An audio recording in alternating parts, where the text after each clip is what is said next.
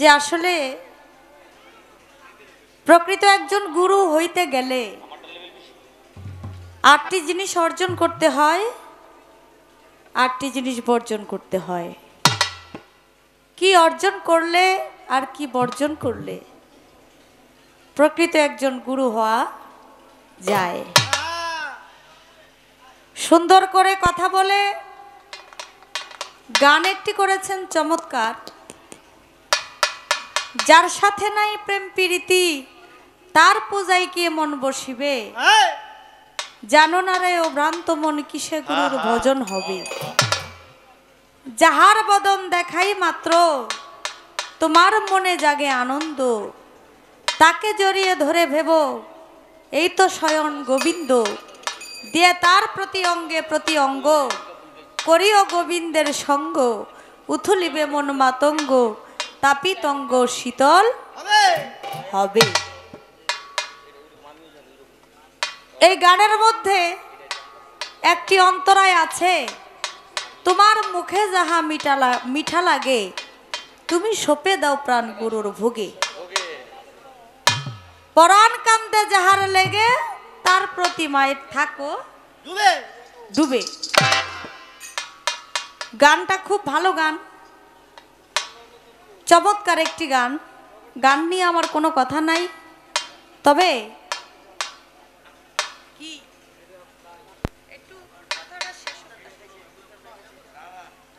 গান নিয়ে কোনো কথা না থাকলেও গানের অন্তরার মধ্যে আছে, তোমার মুখে যাহা মিঠা লাগে সঁপে দাও প্রাণ গুরুর ভোগে। মানে আমার মুখে যাহা, মানে আমি আগে খাইয়া যদি এটা আমার কাছে ভালো লাগে তারপর আমি এটা আমার গুরুর কাছে দিব। রাধা বল্লভ তাই তো গানের ভাষায় বলছে, বলছে না? কিন্তু আমার কথা হলো, মানিকগঞ্জের একজন কবি গায়ক ছিলেন সুশীল সরকার, তিনিও একজন সাধক ছিলেন বটে। তার গানের মধ্যে আছে হালাল বস্তু হারাম হবে খাইলে গুরুর আগে। এক সাধক বলছে তুমি খাইয়া গুরুরে দাও, আরেক সাধক বলছে তুমি গুরুর আগে খাইলে এটা হারাম হয়ে যাবে। তাহলে আমি যাব কোন দিকে বাজান? আমি কি খাইয়া দিব গুরুরে না না খাইয়া দিব? কারণ রাধা বল্লভ বলছে তোমার মুখে যাহা মিঠা লাগে তুমি তাই গুরুর ভোগে দিও, আর সুশীল সরকার বলছে হালাল বস্তু হারাম হয়ে যাবে তুমি যদি গুরুর আগে খাও। তাহলে আসলে আমি কোন দিকে যাব আমার একটু দিকটা দেখাই দিও। আছে না? আছে আছে। আমি কি খাইয়া দিমু গুরুরে না না খাইয়া দিমু? কি করব এটা আমার গুরু আমাকে বলে দিবেন। কথায় কথায় শুনলাম একটি কথা, মানুষ মারা গেলে কবর দেয়, মুসলমান মরলে কবরের উপরে 3 মুষ্টি মাটি মুরব্বীরা ছিটিয়ে দিয়ে বলে মিনহা খালাকনাকুম ওয়া ফিহা নুইদুকুম ওয়া মিনহা নুখরিজুকুম তারাতান উখরা। তার অর্থ হলো, হে মানুষ তুমি মাটির থেকেই তৈরি হয়েছো, আবার মাটির সাথে মিশে যাচ্ছ। কাল হাসরের মাঠে তোমাকে উদ্দেশ্য করে যখন আমার আল্লাহ পাক রাব্বুল আলামিন ডাক দিবে তখন আবার ধানের গেজার মতো এই মাটির থেকে আবার পুনরায় উঠবা। 40 কদম পার হইলে 2 জন ফেরেশতা আসে, মুনকির এবং নকির। তারা আয়েশা জিজ্ঞাসা করে 3টা কথা, তোমার দিন কি, তোমার রবকে, তোমার রাসূল করিম হযরত মুহাম্মদ সাল্লাল্লাহু আলাইহি সাল্লামের প্রতীক ছবিটা ধরিয়ে দেখিয়ে বলে উনি কে? এই তো নাকি? কিছু কিছু জায়গায় দেখা যায়, যেমন আমাদের ধরেন শহীদ মিনার আছে, ওই যে শহীদ বুদ্ধিজীবী কবরস্থান, আবার আছে আজিমপুর কবরস্থান।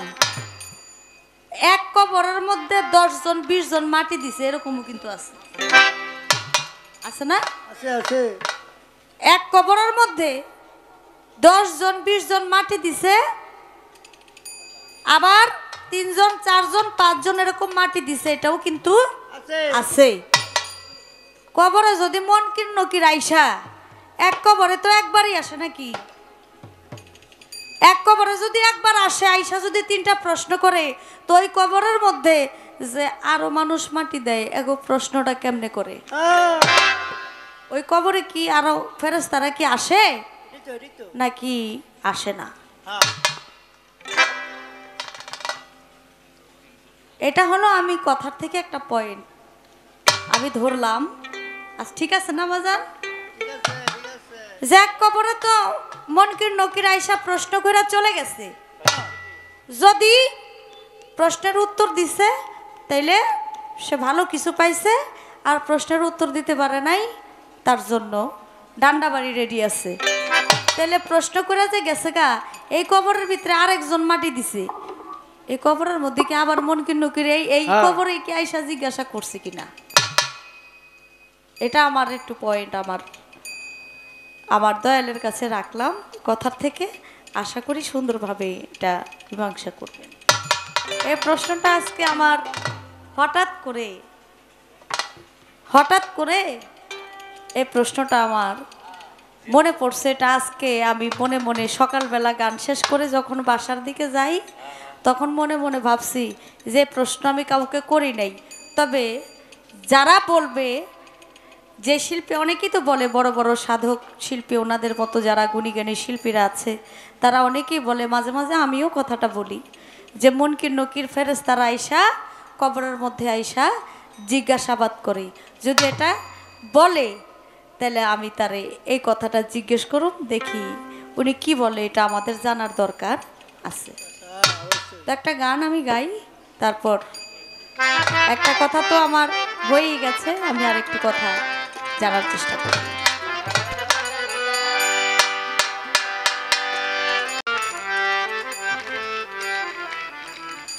গাইছিলাম যে ভব নদীর তুফান দেখা আমি কান্দি যার যার হইয়া, আমি ভব নদী কেমনে যাব বাইয়া। কয় বইটা খানি যদি ঠিক থাকে, বইটা কি আমি ঠিক করব না আপনি ঠিক করে দিবেন? আমার বইটা আমি যদি ঠিক রাখতে পারতাম তাহলে তার গুরু ধরতাম না নাকি? গুরুর কাছে গেছি, এখন ওই যায় না, এখন হইলো আমি গান গামু, ভাঙ্গা মাস্তু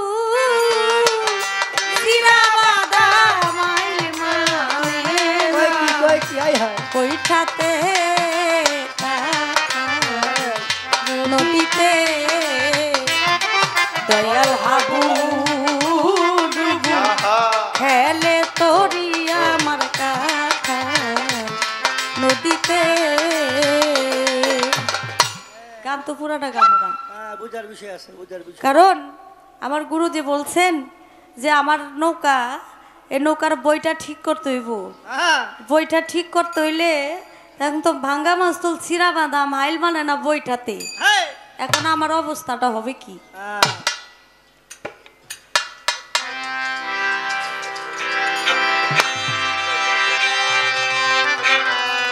যেই দেশে নাই জন্ম আমার, যেই দেশে জন্ম এই দেশে নাই জন্ম মরণ, সেথায় যেতে চাই মনে আমি দেশে যাব কেমনে। ও আমার গুরু গো আমি সাধন দেশে যাব কেমনে। ওরে সেই দেশে নাই জন্ম সেই দেশে নাই জন্ম সেখানে যেতে চাই মনে আমি সাধন দেশে যাব কেমনে। ও দয়া গুরু আমি সাধন দেশে যাব।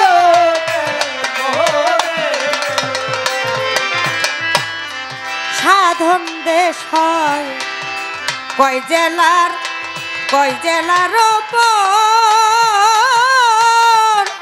কোন দরিয়ায় পাড়ি দিলে সে ঠাই মিলে রে শহর। ওরে দয়াল সাধন দেশ হয় কত জেলার পর কয় দরিয়া পাড়ি দিলে মিলবে সে শহর। ওরে জানিতে সেই দেশের খবর,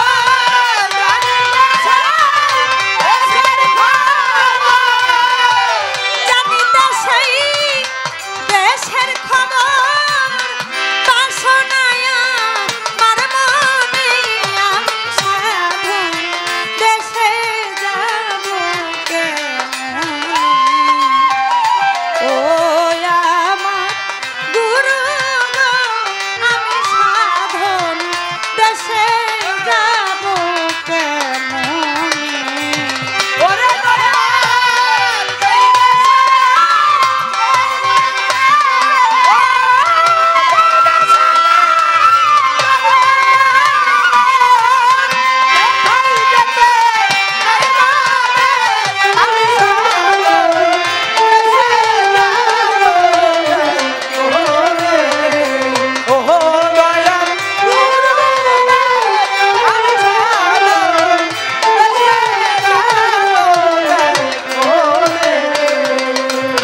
দয়াল সেই দেশেতে রাজত্ব হয় কার,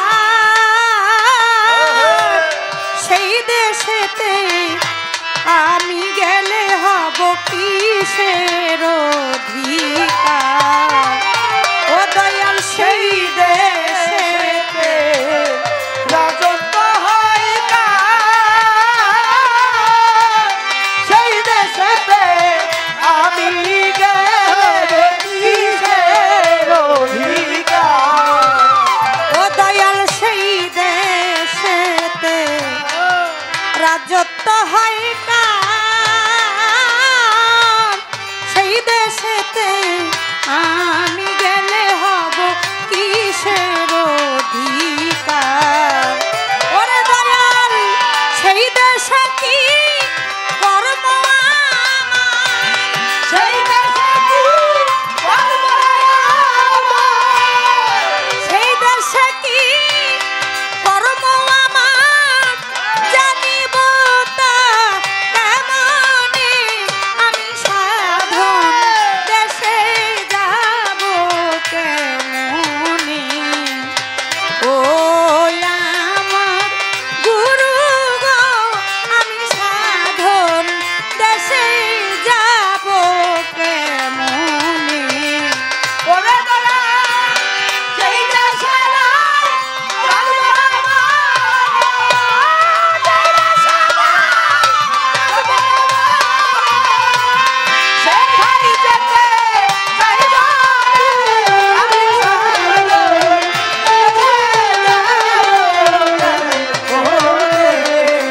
ও দয়াল গুরু আমি সাধন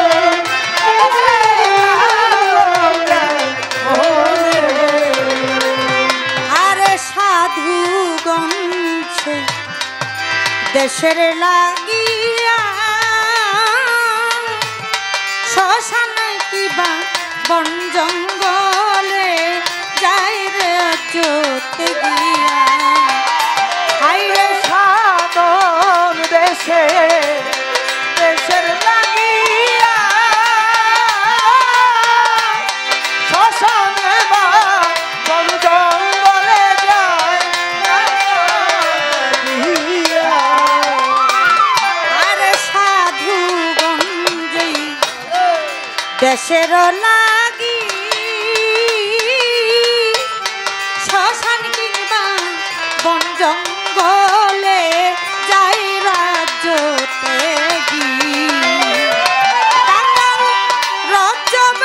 সেই দেশের লাগি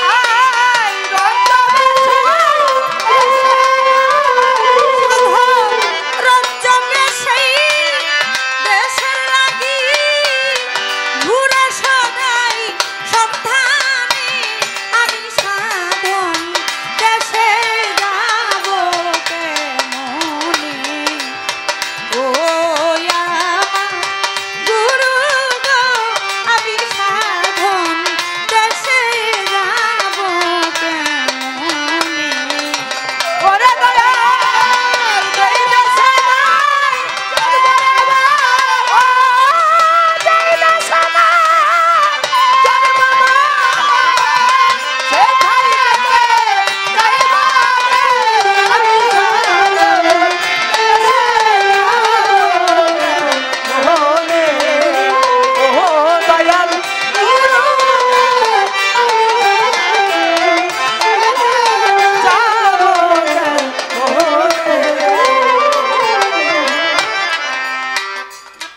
গানের মধ্যেই আছে কথা আপনাদের জানাই, সাধন দেশে যাব কিভাবে দয়াল গুরু আমি জানতে চাই। সাধক কবি জ্ঞানের প্রদীপ রজ্জওয়ালী দেওয়ান সাহেব সেই দয়ালের এই গান লেখা, যেই দেশে নাই জন্ম মরণ সেথায় যেতে চাই মনে, আমি সাধন দেশে যাব কেমনে। সাধন দেশ হয় কত জেলার পর, কয় দরিয়া পাড়ি দিলে মিলবে সেই শহর। জানিতে সেই দেশের খবর বাসনা আমার মনে, সে দেশেতে রাজত্ব হয় কার, সেই দেশেতে আমি গেলে হব কিসের অধিকার। যে সে দেশে কি কর্ম আমার জানিব তা কেমনে। এই গানের মধ্যে কিছু কথা আছে, সেই কথাগুলো আমি আমার দয়াল গুরুর কাছে জানতে চাই। আশা করি আমার এই গানের কথাগুলো আপনারা যারা আছেন সকলকে আমার দয়াল গুরু সুন্দরভাবে বুঝিয়ে বলবেন, ওনার কাছ থেকে কিছু যেন আমরা শিখতে পারি, জানতে পারি। ওরে আমি সাধন দেশে যাব কেমনে, ওরে আমি সাধন দেশে যাব কেমনে। ওরে যে দেশে নাই জন্ম আমার, ওই যে দেশে নাই জন্ম আমার, যে দেশে নাই জন্ম আমার, চাই মনে আমি সাধন দেশে যাব। ও আমার গুরু গো, আমি সাধন দেশে যাব কেমনে, আমি সাধন দেশে যাব কেমনে।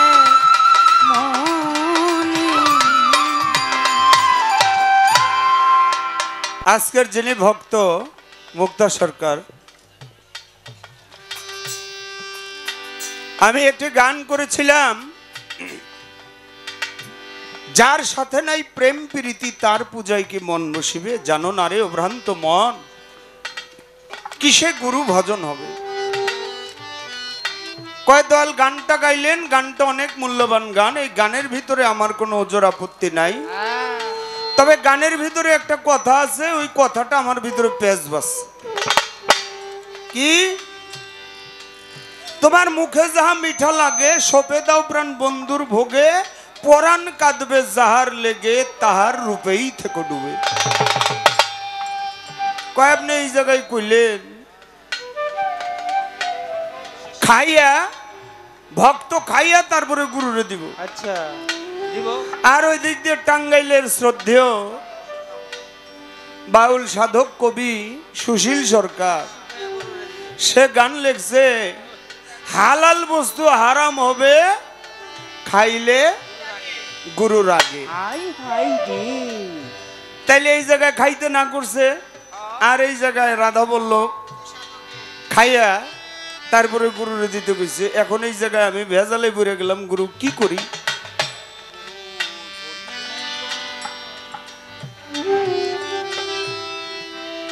এক গুরু ভক্তকে ডেকে বলছে, বাবা কষ্ট লাগতেছে, আগের থেকে সাউন্ডটা উপরেরটা একটু বাড়াই দেন। তো প্রেসার দিয়ে বলতে হচ্ছে। ভক্তকে ডেকে বলছে, বাবা তোমাকে এই 2টা টাকা দিলাম, 1 টাকা দিয়ে আমার জন্য কিছু সদাইপাতি আইনো, আর 1 টাকা তুমি নিজে খাইও। আরেকজন ভক্তকে ডাক দিছে, বাবা তুমিও আসো। কি? বাবা তোমার কাছে এই 2 টাকা দিলাম, তুমি 1 টাকার আমার জন্য কিছু সদাইপাতি আনবা, আর 1 টাকা তুমি নিজে খাইবা। দুইজনেই একই বাজারে গেছে। প্রথম যেই ভক্তের কাছে দিছে সে বাজারে গিয়া অনেক সুন্দর একটা মিষ্টির দোকান দেখছে, মিষ্টির দোকানের ভিতরে ঢুইকা এই দোকানদার একটা মিষ্টি দেন আমারে, একটা মিষ্টি দিছে। মিষ্টি নিয়ে মিষ্টিটা মুখের ভিতরে দিয়ে ডকডক করে খাই ফেলেছে। গুরু আবার কিছু খাবারের জিনিসই আনতে দিছে, সেই খাবারের জিনিস 1 টাকা দিয়ে নিয়ে রাস্তা দিয়ে যায়, হাঁটতে হাঁটতে ওর একটু ক্ষুধা লেগে গেছে। মনে মনে কয় গুরু তোরে এতটি সব খাইব না, ওই প্যাকেটের থেকে বাইর করে অর্ধেক খাই বলেছে। গুরুর কাছে নিয়ে গেছে, বাবা এই যে আপনার সদাই আনছি। গুরু কয় আচ্ছা বাবা, আর 1 টাকা যে তোমারে খাইতে দিয়েছিলাম, কয় বাবা ওইটা খাইছি আমি। ভালো করছে, বসো। আর এক ভক্তরে দিছে, ওই ভক্ত বাজারে গিয়ে গুরুর জন্য যেই সদাই পাতিটা ওইটা আগে কিনছে, কিনাম নিজের যে খাইতে দিছে 1 টাকা। বাজারে থেকে বাইরে যাইতে লয়, দেখে একটা মিষ্টির দোকান। দোকানদারে গিয়ে কয় ভাই আমাকে 1 টাকার একটা রসগোল্লা দাও, ভালো একটু প্যাকেট করে দিও, ভালো করে যেন আমি বাড়ি পর্যন্ত নিতে পারি, আর একটু বাড়বে উপরেরটা। প্যাকেট কইরা রসগোল্লাটা বাড়িতে নিয়ে আইছে। ভক্তরে জিগাই বাবা কি করছো, সদাই আনছো? কয় বাবা এই যে আপনার সদাই, তোমার যে 1 টাকা খাইতে দিছিলাম ওইটা খাইছো না বাবা? কয় না বাবা খাই নাই। ভক্তি দিয়ে পড়ে গেছে, গুরু রাগ হয়ে গেছে। গুরু বাক্য অমান্য করছাস, আমি তোরে দিছি খাইতে আর তুই তা খাইলি না, কি করছাস? হারাই বলছস। অজরে 2 চোখের পানি ছেড়ে ভক্ত কয় বাবা আমি তো খাই নাই, আপনার জন্য সদাই কিনা যখন বাজার দিয়ে বাইর হই দেখি একটা সুন্দর মিষ্টির দোকান, আপনি রসগোল্লা ভালোবাসেন, এইটা ভেবে আমি দোকান থেকে একটা বড় রসগোল্লা কিনে নিয়ে এসেছি আপনার জন্য। গুরু ওই ভক্তরে ডাক দিয়ে কয় বাবা তুইও ভক্ত আর এও ভক্ত, তাকায় দেখ। আসতে বাবা, তুইও ভক্ত আর এও ভক্ত, তাকায় দেখ। তুই তোর টাকাও খাইছাস, গুরুর জন্য জানতে দিছিলাম তাও অর্ধেক খাইছাস, আর এই ভক্ত আমার সদাই নিয়ে আসছে, ওরে যা খাইতে দিছি ও না খাইয়া ও নিজের গুরুর জন্য নিয়ে আসছে। বাবা এখানে তুমি বাছট করে নাও কোনটা হারাম কোনটা হালাল হয়ে যায়, হালাল বস্তু হারাম হয়ে যায়। সাইজি লালন ফকির তার এক ভক্ত ডাক দিয়ে কয় বাবা আমি জীবনে বিয়ে করব না, আপনার কাছে বলছি। কয় বাবা আমার আদেশ, তোরে খেলাফত দিলাম, তুই নিজে মুরিদ করবি, তবে তোর প্রতি আদেশ এখন বাড়িতে গিয়ে তুই একটা বিয়ে করবি। বাবা গুরুর আদেশে একটা বিয়ে করছে, এটা কমে কেন বাবা? বারান গুরুর আদেশে বিয়ে করছে, বাড়িতে গিয়া বিয়ে কইরা দৌড়ে এসে লালন শাহর কাছে, বাবা আমি বিয়ে করছি, আজকে আমার বাসর রাত। তো তোর বাসর রাত তুই এই জায়গায় কেন? কয় বাবা আপনি না গেলে যে আমি বাসর করতে পারি না। টান দিয়ে ঘরের ভিতরে নিয়ে গেছে, ভক্তের ঘরে নিয়ে ঢুকাইছে। বউ কয় তোমার গুরু আনছো কেন আজকে আমগো বাসর ঘর? কয় উনি থাকবে এখানে। কয় উনি থাকবে আর আমরা স্বামী স্ত্রী বাসর করব, আমি এই ঘরে থাকতে পারবো না। 5 দুয়ার দিয়ে বাইরে হয়ে গেছে। লালন সাই কয় বাবা কারে বিয়ে করছিস? তোর চৌকাটটা পরিবর্তন করতে হইব। 1 বছরের ভিতরে আর বিয়ে করে নাই। 1 বছর পরে ওই বউ আইছে আবার বাড়িতে, ভক্তি দিয়ে পড়ে স্বামীর পায়ে কই স্বামী গো আমি বুঝতে পারি নাই সেদিন, আপনি আমারে ক্ষমা করে দেন, আপনার গুরুকে ডাক দিয়ে নিয়ে আসেন। সাইজি লালন আইসা ঘরের ভিতরে বসছে, বৈশা কয় মারে তুই একবার আমার দিকে তাকায়া দেখ, একটু ভালো করে তাকায়া দেখ আমার চোখের দিকে। চোখের দিকে তাকায়া দেখে সেখানে সাইজি লালন না, ওই বোর নিজের গর্ভধারিণী মা বসে আছে। ভক্তি দিয়ে পড়ে গেছে, বাবা আমার যে বড় অন্যায় হয়ে গেছে, আপনি আমারে ক্ষমা করে দেন। বাবা একান্ত গুরু এবং ভক্তের বিষয়ে এই জায়গা, কোন বস্তু গুরুর আগে খাইলে হারাম হয় আর কোন বস্তু নিজে খাইয়া গুরুকে দিতে হয়, এটা একমাত্র গুরু মুর্শিদের কাছে গিয়েই তা বুঝে নিতে হয়। একটা গান করেছে আমার কাছে আমার সাধক রজ্জব চন্দ্রের একটা গান। আমি এইখানে অনেক বাবাজিরা বসা, আমি বলবো তাদেরকে মঞ্চে আসার জন্য। বাবা, আগের থেকে কষ্ট লাগতেছে, আমি বুঝাইতে পারতেছি না। আপনার এই গানটা আমি সংক্ষেপে, আপনার গানের পাশে আমার সাধক রজ্জব চান একটা বাণী লিখে গেছে, আমি ছোট্ট করে ওই গানটা মীমাংসাটা দিয়ে দিই। বাবা, কামক্রোধ ছয় জিলা ছেড়ে যেতে হবে কর্মপুর, কামক্রোধ ছয় জিলা ছেড়ে যেতে হবে কর্মপুর, খুঁজে দেখ মন সাধন রাজ্য বহুদূর মন রে, খুঁজে দেখো সাধন রাজ্য বহুদূর। কামক্রোধ ছয় জিলা ছেড়ে যেতে হবে কর্মপুর, কামক্রোধ ছয় জিলা ছেড়ে যেতে হবে কর্মপুর, খুঁজে দেখ মন সাধন রাজ্য বহুদূর মন রে, খুঁজে দেখো সাধন রাজ্য বহুদূর।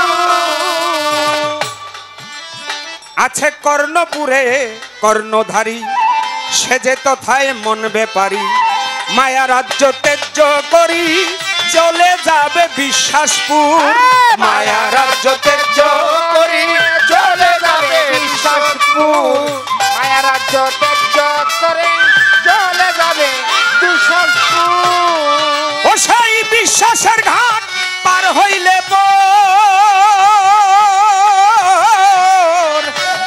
চরণপুরে ভক্তির শহর, সেই শহরে পাশ পাইলে চলে যাবে ইন্দ্রপুর,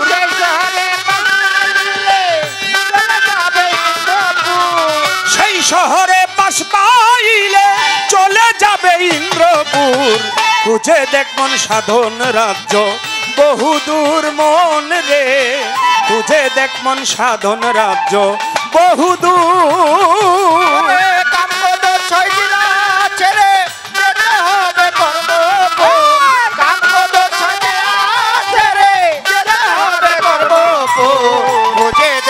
সাধন রাজ্য বহুদূর বহুরে, খোঁজে দেখ তোর সাধন রাজ্য বহুদূর। আছে ইন্দ্রপুরে 10টি থানা, মাসুল বিনে যাওয়া যায় না, সেজন বাধ্য করে ওই 10 থানা, সে হইয়াছে খুব চতুর,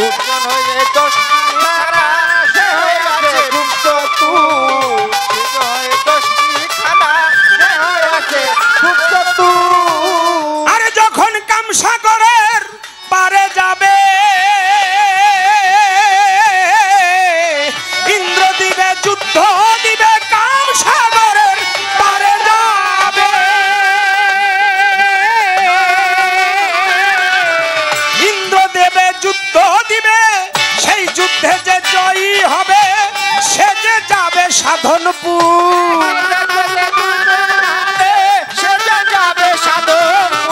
সেই যুদ্ধে যে জয়ী হবে সেই সে যাবে সাধনপুর, খুঁজে দেখ মন সাধন রাজ্য বহুদূর মন রে, খুঁজে দেখ মন সাধন রাজ্য বহুদূর মন রে, খুঁজে দেখ সাধন রাজ্য বহুদূর মন রে, খুঁজে দেখ তোর সাধন রাজ্য বহুদূর। আছে জ্ঞানের রাজ্য সাধন দেশে, সেই দেশেতে যে গিয়াছে শক্তির অধিকার হইয়াছে প্রেম আনন্দপুর, অধিকার হইয়াছে প্রেম আনন্দপুর, শক্তির অধিকার হইয়াছে আনন্দপুর। ও সেই প্রেম সাগরে পাড়ি দিলে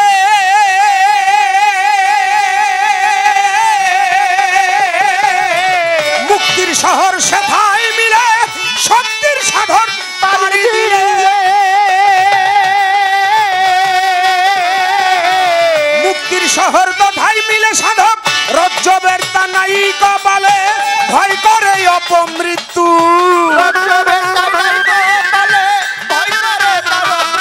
সাধক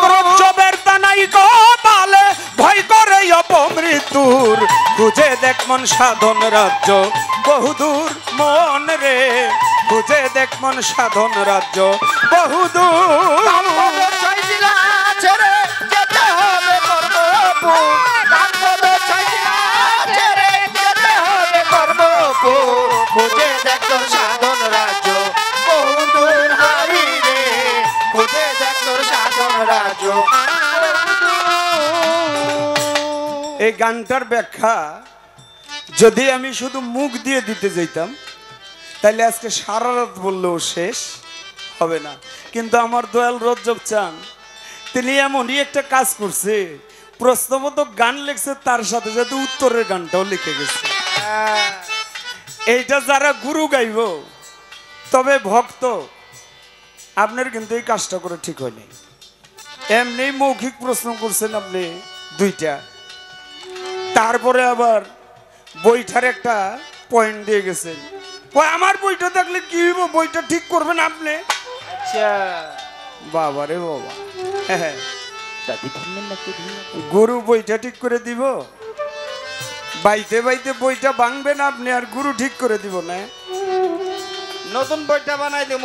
আপনার গুরু নাম, গুরু ভক্তি যদি আপনার ভিতরে থাকে তাহলে আপনার বইটা আর ভাঙবে না। এই জন্য সাধক রজ্জব চান বলছে, হলে জ্ঞানের অঙ্কুর মন পাগল তোর ভয় কিরে কাল সমনে, জ্ঞান দিয়ে রাখো সংশোধনে। মাঝখানের অন্তরা হলো কামিনীর কুল জয় হইয়ে গেছে যার, সাধক দেশ করিয়া তন্ন, খণ্ড ভাণ্ড করে পূর্ণ, অখণ্ডকে করে নিছে অধিকার। সর্বদা স্বাধীন দেশে বসতি তার, সিদ্ধির দেশের পারাবারে আত্মশক্তি অর্জন করে, গুরু শিষ্য মিশলে পরে কাজ কি রে আর সাধনে। বাবা তুমি যখন গুরু নাম স্মরণ করবে তখন তোমার ওই গাব গাইনে আর ধরবে না, তোমার বইটাতে আর তোমার কোনো উলি পোকা গুনে ধরবে না, গুরু নাম যদি তোমার ভিতরে থাকে। ওই যে কবরের একটা মেসাল দিছিলাম, এই জায়গায় একটা কুক দিয়ে গেছে। আমি এটা সকালে গানেতে যাইয়া বাসায় যাইয়া চিন্তা করছি, এই কথা আমিও কই, যে কইব হ্যাঁ এই প্রশ্ন করুন। ভালো, আপনার প্রশ্ন খারাপ না। বাবা যুদ্ধের সময় অনেক গণকবর আছে, ওই কবরের ভিতর মাটি দিছে।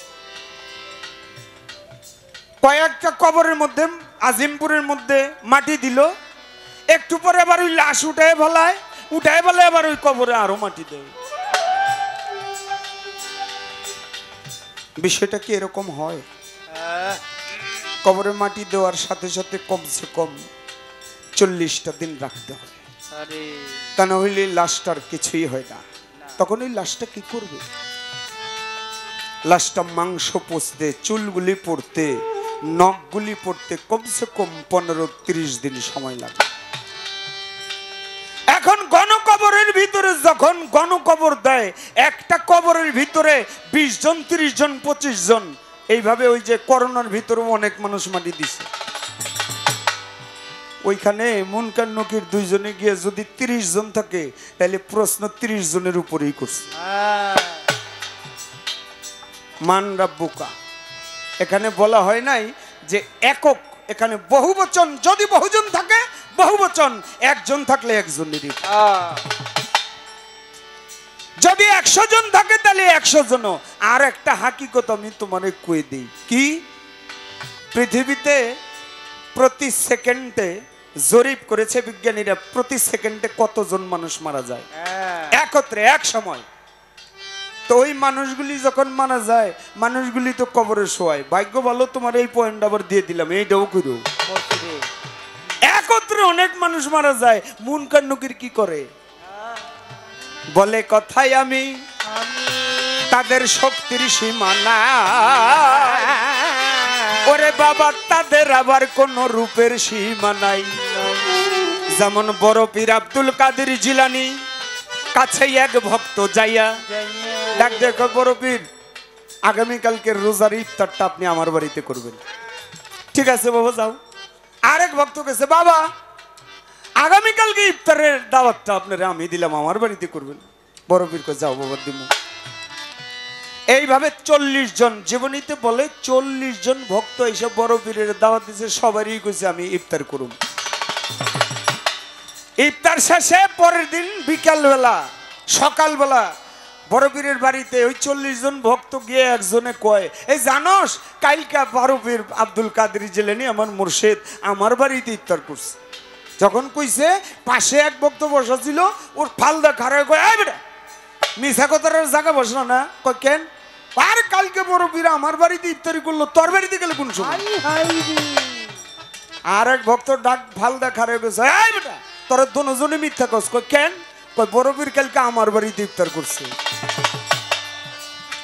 40 জনে যখন এই দাবি করে ঝগড়া লাগবো, আর আমার বড় পীর ওই মজলিসের ভিতরে আয়, তোমরা কি লয়ে ঝগড়া করো? কয় বড় পীর ইফতার লয়ে ঝগড়া করি, আপনি বলে ওর বাড়িতে ইফতার করছেন, কালকে না আমার বাড়িতে ইফতার করছেন। আমার বড় পীর কয় বাবা আমি 40 জনের বাড়িতে ইফতার করছি।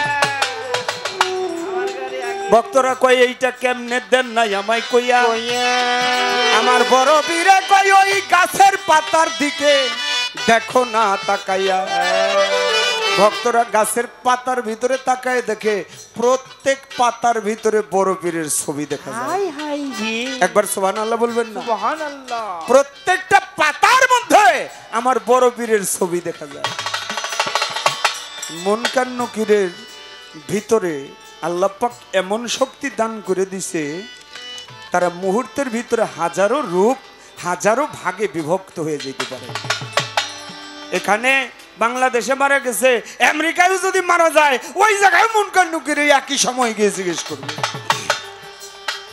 শক্তির কোন সীমা নাই তোমারে জানাই,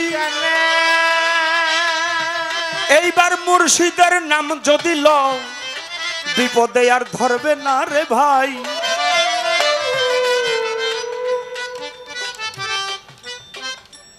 আমার খাজা বাবার এক ভক্ত, বাবা খারাপ লাগলে বলবেন। খাজা বাবার এক ভক্ত ডাক দিয়ে বলে, আমি যখন ঘরে আসছিলাম দয়াল সে নিজে গিয়ে বলছে কে বাজান গানটা যাই করেন না করেন আমরা যেন দুইটা চোখের পানি ফেলতে পারি, কারণ এখানে বেশিরভাগই গুরু আর ভক্ত।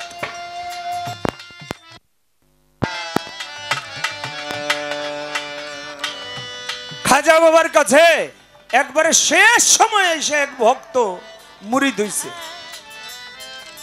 ভক্ত ডাক দিয়ে কয়, বাবা আপনি আমার মুরিদ করলেন, আমি তো চাকরি করি। একটা কি চাকরি করো বাবা? কয় আমি চাকরি করি সাগরের ভিতরে জাহাজ চালাই, আমি সারেং। খাজা বাবা কয় তুই তো বিয়ে করস নাই? কয় না বাবা করি নাই।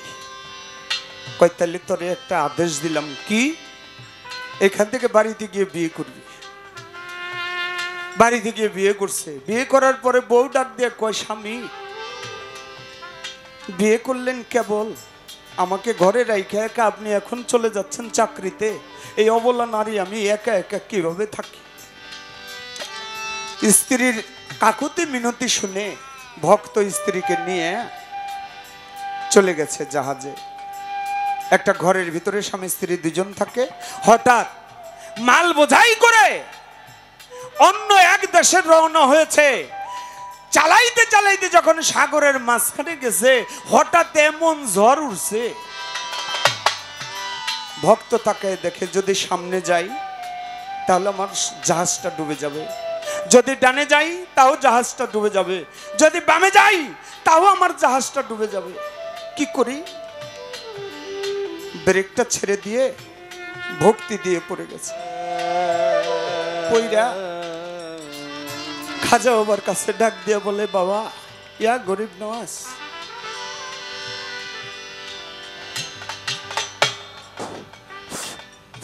হ্যালো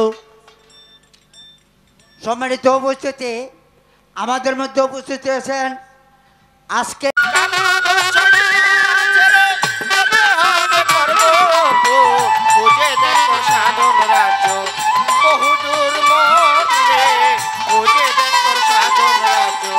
হ্যালো হ্যালো হ্যালো না পালা বাদ দিল। শ্রোতাদের পক্ষ থেকে একটা ফিনিশিং আমার মুক্তা সরকারের উপর রাখতে হবে। এটা আমার কথা নয়, শ্রোতাদের অনুরোধ। কারণ গুরু ভক্ত পালা হলে ভক্তকে কোনো প্রশ্ন করা যায় না, এটা গুরু। তারপরেও যেহেতু পালা একটা ফিনিশিং আছে, আমি একটু ভক্তের কাছে জানতে চাইব, আপনি পালা নিয়েই প্রথম আমাকে ভক্তি করে কিছু নজরানা হাতে দিয়েছেন। আচ্ছা, এটা প্রত্যেকটি ভক্তের কর্ম, এটা করতেই হয় গুরুর কাছে। তা আমি আপনার কাছে একটু জানতে চাইব ভিন্নতর। কোরআন শরীফের মধ্যে ৮২ জায়গায় সালাতের কথা বলছে, ওয়াকিমুস সালাতা ওয়াকিতুজ যাকাত। আমরা ৫ ওয়াক্ত নামাজ পড়ি, মসজিদে যাই, কিন্তু যেখানে সালাতের কথা বলছে সাথে সাথেই যাকাতের কথাও আছে। আমরা কি এইটাকেও করি?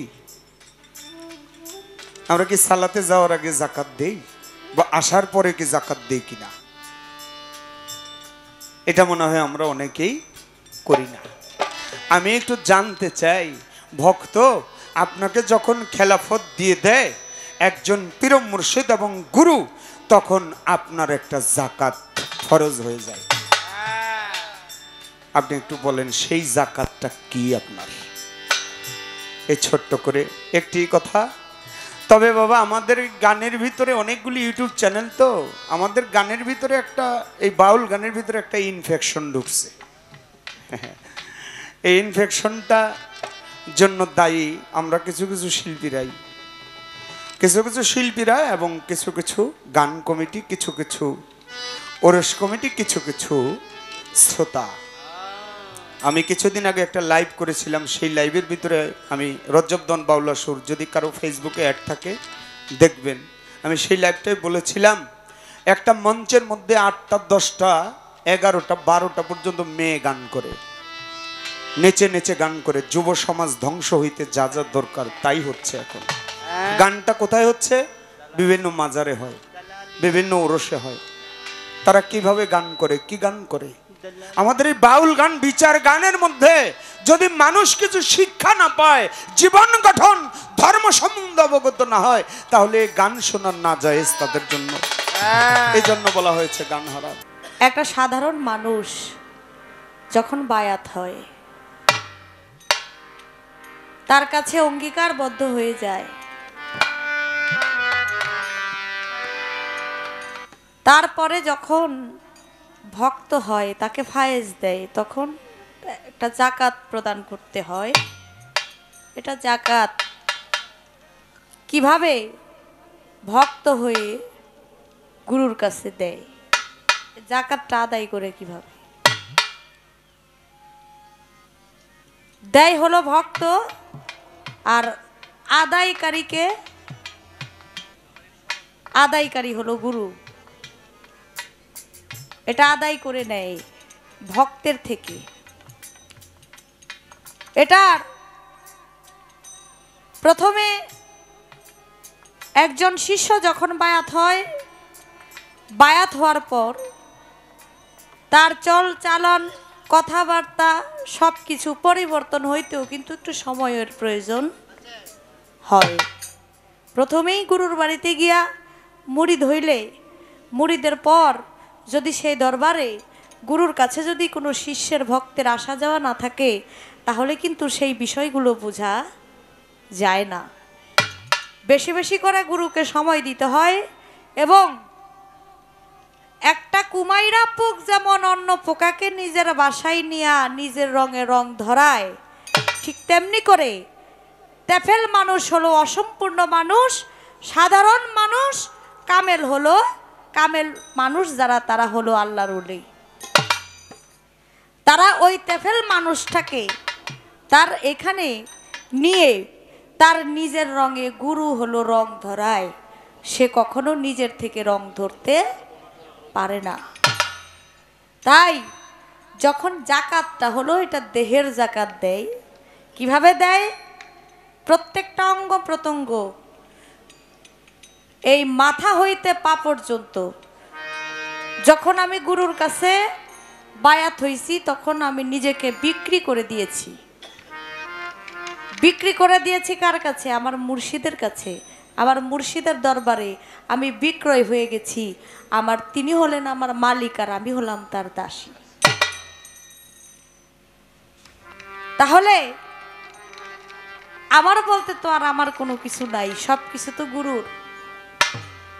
আমার মাথা থেকে যা কিছু আছে সব কিছু আমি সৎ জ্ঞানে সৎ ভাবনে আমি নিজেকে পরিপূর্ণ একজন মানুষ হওয়ার জন্য এবং চেনার জন্য, নিজেকে নিজে চেনার জন্য আমি বিলীন করে দিয়েছি। এটাও তো জাকাতের মধ্যেই পড়ে। যখন বিক্রি হয়ে যায়, আমি যখন নিজেকে বিক্রি করে দিলাম আমার গুরুর চরণে, আমার তখন সেদিন থেকে আমার আর কোনো কিছু নাই, আমি সব কিছু গুরুর কাছে দিয়ে দিছি। এখানে তারপর আবার ফায়েজ দেওয়ার পরে আবার জাকাতের কি আসে যায়? সব কিছু তো আপনারই। যদি আমার কোনো কিছু থাকতো তাহলে আমি চিন্তা ভাবনা করতাম কিভাবে দেওয়া যায়। যেহেতু আপনার জিনিস, আপনি কিভাবে গ্রহণ করবেন? এটা কি জাকাত হিসাবে নেবেন, না এটা ফেতরা হিসাবে নেবেন, না কেমনে নেবেন, এটা আপনার ব্যাপার। কারণ এটা আমার মধ্যে আর পড়ে না। কারণ আমার বলতে তো কোনো কিছু রাখি নাই, সব তো আমি ওই চরণে। সে যে আমার হোক বা না হোক, আমি যে সই তার হইয়াছি। দিয়া জাতি কুলমা নেই দেহ প্রাণ, আমি ওই চরণে বিকাই আছি। সব কিছু দয়ালের কাছে অর্পণ করে দিয়েছি। এখন আপনি আমাকে যেভাবে চালাবেন আমি সেভাবেই চলবো, যেভাবে ঘুরাবেন সেভাবেই ঘুরবো। আমি আমার মধ্যে আর নাই, সব কিছু আপনার কাছে চলে গেছে। এই জাকাতের বিষয়টা হলো তখনই প্রথমেই দেওয়া হয়ে গেছে, কারণ নিজের বলতে কোনো কিছু আমি রাখি নাই। যাক, যেহেতু কোনো প্রশ্ন নাই আর কথা নাই, আমি না হলে আর কথা নাই বললাম।